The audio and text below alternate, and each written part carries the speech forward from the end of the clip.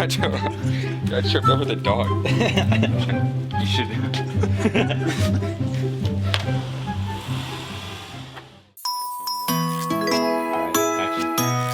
Happy 18th birthday, my son. Let's go. Dang, what am I gonna do now that I'm 18? You should buy a lottery ticket. No, son, you should open up a brokerage account and let your money work for you.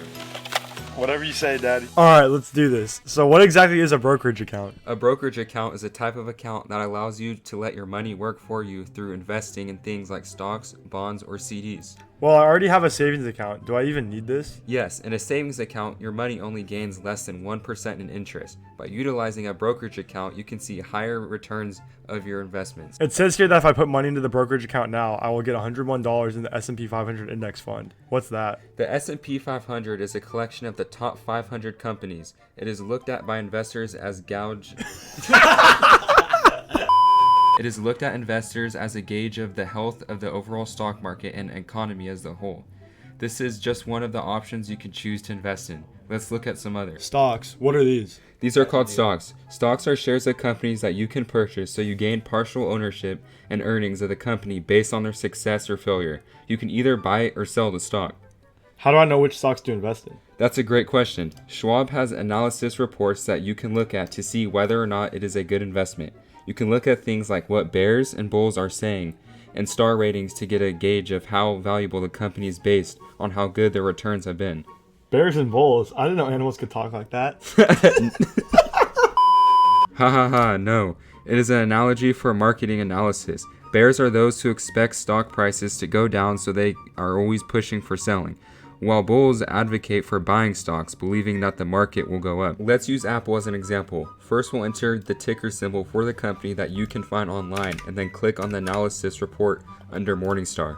From here, it will tell you things like economic moat, trend, and investment style. Moat? Like the ones around a castle? Sort of. An economic moat is essentially a description of how much dominant control a company has over its competitors. The trend is in reference to how likely it is that said company will maintain this dominance. Investment style is like the size/popularity of a company. Kind of like large cap and small cap companies? Exactly.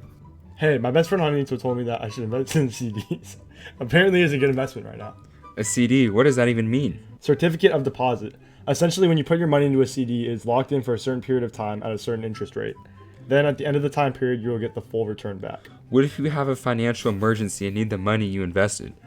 Well, you can take the money out, but you have to pay a fee and will not receive any interest on the returns on the money that you invested into the CD. Okay, what are the upsides to it then?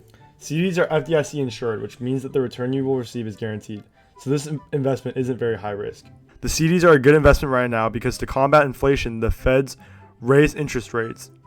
While this would normally be a bad thing for consumers, this is a good thing for investments like CDs, which reflect the current interest rate in the economy. Let's look at this example by Schwab. As you can see, there's a variety of different ranges that you can use to invest in. However, as time goes on and the longer that you keep your money in the CD, you would see that the APY actually begins to decrease over time. Oh, there's this other investment that is also with the federal government called a bond.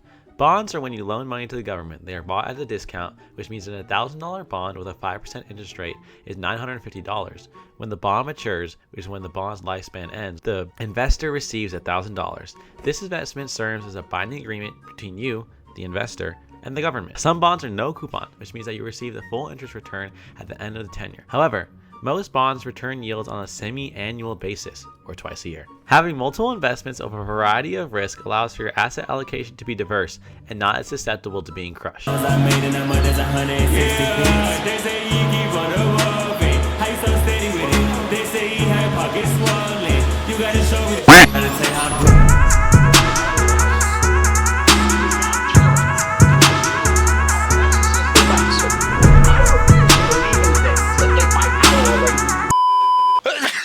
Oh, it was like $100 right there. All right. I'm so glad I opened a brokerage account and started investing early. The earlier you put in money into investing, the more amount of time you have to see returns and growth alongside compounding interest. Because I had a diverse portfolio, I was able to take more risks because I had more money coming in elsewhere. I'm so proud of you, son. Thank you for listening to me.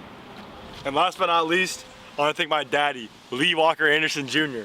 for introducing me to brokerage accounts. You're welcome, my son. Yeah.